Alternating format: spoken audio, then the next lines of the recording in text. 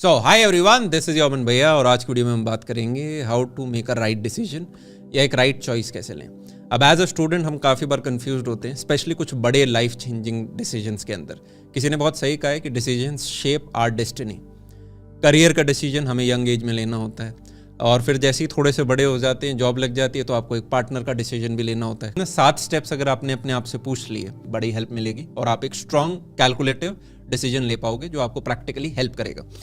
तो भाई डिसीजंस के लिए यूँ माना जाता है कि छोटे डिसीजंस तो कई सारे होते हैं जो हम सबकॉन्शियस भी ले रहे हो, पर मेजर डिसीजन एक तो होता है करियर का, एक होता है पार्टनर का और तीसरा होता है हेल्थ एंड फैमिली का, मान लो आप।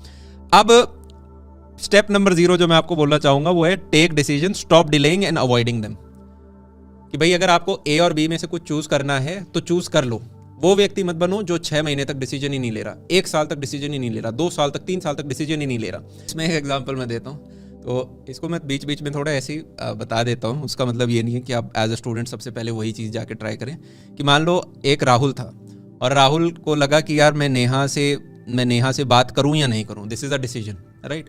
अब आप उसको वेट करते जाओगे, इतने में नेहा कहीं और चली गई। इसी प्रकार से करियर में भी आप वेट कर रहे हो कि मैं इस कॉम्पिटिटिव एग्जाम की तैयारी करूं या नहीं करूं, या फिर मैं इस करियर डिसीजन में जाऊं या नहीं जाऊं।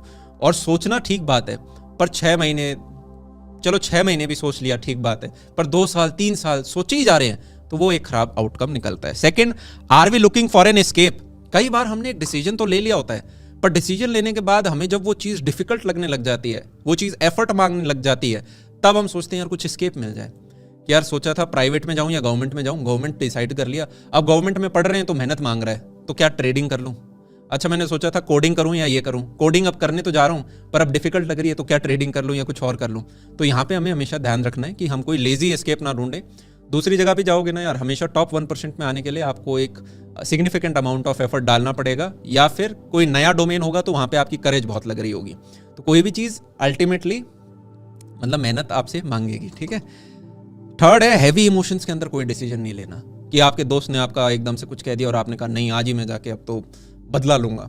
हमेशा कहा जाता है जब आपको गुस्सा है 2 से 3 दिन का रेस्ट ले लो, फिर देखो फिर भी गुस्सा आ रहा है क्या, राइट। इसी प्रकार से कोई भी बड़ा करियर से रिलेटेड डिसीजन लेना है, ठीक है, या लाइफ से रिलेटेड, पार्टनर से रिलेटेड डिसीजन लेना है, तो हैवी इमोशंस के अंदर अगर हम लेंगे तो वो कई बार डिसीजन प्रैक्टिकल नहीं होता है। तो डिसीजंस का एक हद तक प्रैक्टिकल होना बहुत ज़रूरी है, अदरवाइज लॉन्ग रन में आप उन्हें रिग्रेट कर सकते हैं, राइट। तो एक हमने इस चीज़ का थोड़ा सा ध्यान रख लिया। फोर्थ है कि जब भी आपको only compare 2 choices at a time. कई बार हो सकता है A B C D, चारों में से यार कौन सा लें, चारों ही मेरे को अच्छे से लग रहे हैं, तो हमेशा एक बार में 2 को कंपेयर करो। और 2 को इस प्रकार से, जैसे मान लो A B C D है, तो पहले A और B में से देख लो आपको कौन सा अच्छा लग रहा है। मान लो आपको A अच्छा लग रहा है तो फिर नेक्स्ट टाइम A और C में से चेक करो, फिर आपको लगा नहीं यार अभी भी A ही अच्छा लग रहा है तो A और D में से चेक करो, फिर आपने कहा नहीं D अच्छा लग रहा है तो D आपकी फाइनल चॉइस निकल के आ गई। तो ये आपको कई बार हेल्प करेगा। कंपेयर 2 एट अ टाइम, हमारा ब्रेन इस प्रकार से 2 में कौन सा अच्छा लग रहा है वो बेहतर जल्दी बताता है, एज कंपेयर टू 4 में से एकदम से देखने में। 4 में से एकदम से देख लेंगे, पर अगर वो चारों चॉइसेस एकदम क्लोज बाई है ना, तब हमें दिक्कत हो जाता है। नेक्स्ट हम आते हैं over analysis is paralysis, take decision. ये स्टॉक मार्केट की कहावत है कि आप बहुत ज़्यादा एनालिसिस करोगे किसी स्टॉक के बारे में कि भाई इसके ये हैं, अब करें ना करें ये, तो वहाँ पे आप पैरालिसिस हो जाएगा, आप डिसीजन ही नहीं ले पाओगे। तो बेस्ट क्या होता है, आप अपनी एक बेसिक स्टडी करें कि यार अच्छा मेरा फुल टाइम जॉब कुछ और होने वाला है, या मेरा अभी फुल टाइम वर्क एक स्टूडेंट का है, और भैया ने बताया था कि सबसे पहला काम आपका क्या होना चाहिए, इनकम बढ़ाओ। दूसरा क्या होना चाहिए, फ्रूगल रहो, खर्चे कम रखो, ठीक है। अपना तीसरा क्या होना चाहिए, अगर आपको कहीं इन्वेस्ट ही करना है तो invest in the index funds, ठीक है, जो आपकी ऊपर की 50 कंपनियां हैं। और उसको भी फिर हमें मतलब बाइफरकेट, डाइवर्सिफाई करना ज़रूरी होता है कि कमोडिटीज़ में भी आपने डाल दिया, कुछ रियल एस्टेट में डाल दिया, कुछ FD में डाल दिया, हर जगह आपने, पता नहीं क्या मुसीबत आ जाए कल को, तो हर जगह हमने बांट के रख रखा है। This is one of the safest approach. Always focus on your work. एक ही चीज़ पे यार हम ध्यान दे पाएंगे। इसमें एक सिंपल ही रूल होता है, start investing at an early age. पर हमारा मेन जो ध्यान है वो हमारा करियर के प्रति, अपनी इनकम बढ़ाने के प्रति, वहीं हमारा ध्यान होना चाहिए, ठीक है। Avoid the decision which can kill you. कई बार आपको A और B 2 चॉइस होंगी और दोनों के आप देखते हो यार ये भी अच्छा लग रहा है और ये भी अच्छा लग रहा है, कौन सा लूँ, ये भी अच्छा लग रहा है और ये भी अच्छा लग रहा है। तो उस टाइम ये देखो कि कौन से डिसीजन का वर्स्ट केस से आपको बहुत डर लगता है कि यार अगर इसका वर्स्ट केस हो गया तो मर जाएंगे। वर्स्ट केस बिल्कुल नहीं होना चाहिए। तो उसको डिसीजन को आप अवॉइड कर दो। तो काफ़ी सारे आपको ऐसे हैवी डिसीजंस मिलेंगे, राइट। तो वहाँ पे ये वाला अप्रोच आपको हेल्प करेगा। Which decision can kill you. Kill you का मतलब ये नहीं है कि आप मर जाओगे, किल यू बस इसलिए लिखा गया जिससे कि वो आपको याद रहे कि यार कौन से का वर्स्ट केस में सहन नहीं कर पाऊंगा, राइट। तो वो आपको चूज योर फाइट। हर व्यक्ति से आप नहीं लड़ सकते, आपको अपनी लड़ाइयाँ चुननी पड़ेंगी। इसी प्रकार से आपके जो डिसीजंस होने चाहिए वो दिन के अंदर लिमिटेड डिसीजंस होने चाहिए। देखो सबकॉन्शियस माइंड तो दुनिया भर के डिसीजंस करता है, पर जब हम कॉन्शियसली डिसीजन ले रहे होते हैं तो वो दिन के कुछ लिमिटेड ही होने चाहिए कि आपने 3, 4, 5 डिसीजन ही दिन के अंदर आप ले रहे हो। क्वालिटी डिसीजंस पे ध्यान देना है, क्वांटिटी पे नहीं देना है। फॉर एग्जाम्पल जैसे मैं कभी कपड़े खरीदने जाता हूँ तो पहले तो मम्मी ले लिया करती थी, जब तक मैं कॉलेज में हुआ करता था मम्मी लेके आ जाती थी। फिर जब मैं अब क्या होता है, मैं कभी जाता हूँ तो मैं ऐसे 3 वाइट शर्ट्स ले आया, 3 साइज़ पता चल गया मुझे एक ब्रांड का कौन सा आता है, उसी का ब्लैक ले लिया, उसी का एक दिन में ही जाके सारे कपड़े ले लिए। पता लगा कि अगले अब 2 साल तक हमें कोई ज़रूरत नहीं पड़ेगी। टी शर्ट्स ली तो आप मेरी जब भी टी शर्ट्स देखोगे तो वो सेम साइज़ है और बस कलर बदलता जाएगा, उनमें 2 ब्लैक हो जाएंगी, एक ग्रीन हो जाएगी, एक मैरून हो जाएगी। तो वो सारी की सारी एक बार पिक करी गई थी ऐसे ऐसे ऐसे ऐसे ऐसे।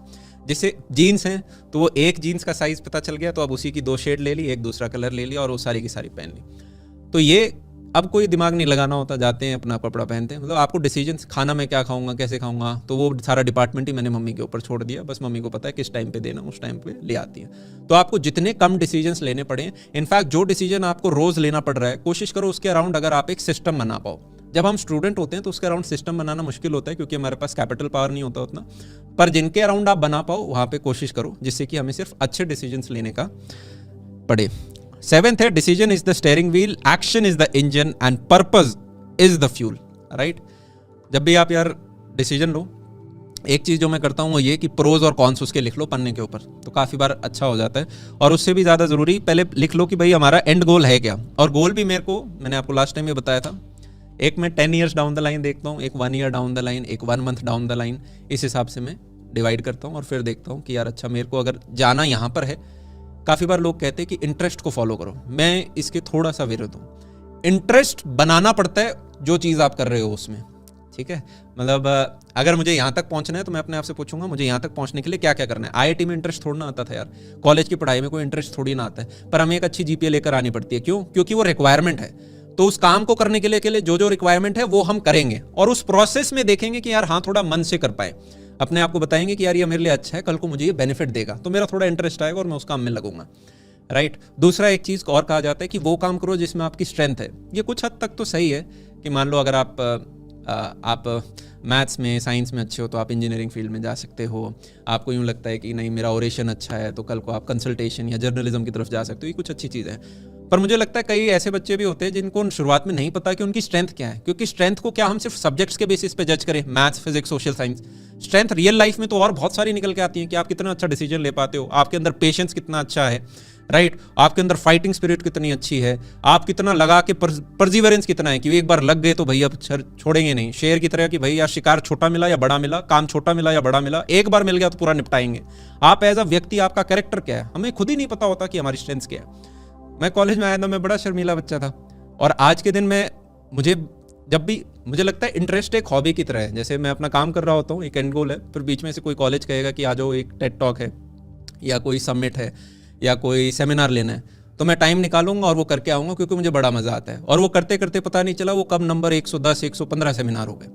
और मतलब वो एक आपका इंटरेस्ट है, इसलिए आप साइड में उसको बनाते जाते हो। तो ये मत देखो इंटरेस्ट कहाँ है, ये देखो क्या रिक्वायरमेंट है, ठीक है। और वो हमें उस तरफ एफर्ट पुट करना है और उसमें इंटरेस्ट लाने की। एक आम होता है, आम के अंदर भी गुठली होती है जो किसी को पसंद नहीं, वाटरमेलन के अंदर गुठलियाँ होती हैं जो किसी को पसंद, बेर के अंदर गुठली होती है, राइट। पर बेर पसंद है तो हम गुठली को भी फिर करते हैं साथ में। तो आई होप आज हमें कुछ समझ में नई लर्निंग्स हमें मिली होंगी। डिसीजंस को हमें अवॉइड नहीं करना है, टाइम लो, सोचो उनके ऊपर थोड़ा सा, देखो कि कहीं मैं बहुत ज़्यादा इमोशनल तो नहीं हो रहा हूँ जिससे मैं एक प्रैक्टिकल डिसीजन ले पाऊँ। कोशिश करो कि 2 चीज़ों में से एक बार आप पिक कर रहे हो, राइट। और उसके प्रोज और कॉन्स आप पन्ने के ऊपर लिख सकते हो। ये देख लो कि किसका वर्स्ट केस मैं बिल्कुल सहन नहीं कर पाऊंगा और उसके बाद फिर फाइनली आप अपने डिसीजन ले सकते हो। कोशिश करो कि आपको कम डिसीजंस लेने पड़े। कई बार ऐसा होता है ना, यार बता ये क्या करना है, और आपको लगता है यार ये चीज़ इंपॉर्टेंट नहीं है, तो अगले को बोलते यार तू देख ले, कर ले जो तेरे को करना है ना, अगले के ऊपर डाल दो छोटे डिसीजन। तो इसी के साथ आज का ये सेशन समाप्त करते हैं। मैं किसी बात का बुरा लगाऊँ तो यार उसका कोई इंटेंशन था नहीं, तो उसके लिए सॉरी एंड तब तक के लिए love you all, take care and see you.